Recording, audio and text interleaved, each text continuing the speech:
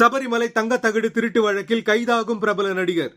உலக புகழ்பெற்ற சபரிமலை ஐயப்பன் கோவிலில் இருக்கிற துவாரபாலகர் சிலைகள் மற்றும் கதவு நிலைகள்ல பதிக்கப்பட்டிருந்த தங்கத்தகடுகள்ல இருந்து தங்கம் திருடப்பட்ட சம்பவம் பெரும் பரபரப்பை ஏற்படுத்தி இருக்கு.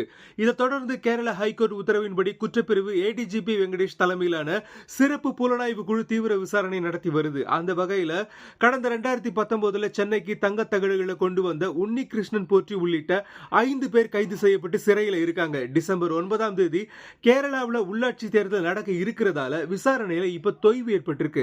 இந்த நிலையில சபரிமலை துவாரபாலகர் சிலைகள் மற்றும் கதவு நிலைகளை தன் வீட்டில் வச்சு சிறப்பு பூஜை செய்தது தொடர்பா நடிகர் ஜெயராம கைது செய்ய விசாரணை குழு முடிவு செய்திருக்கிறதா தகவல்கள் வெளியாகி இருக்கு.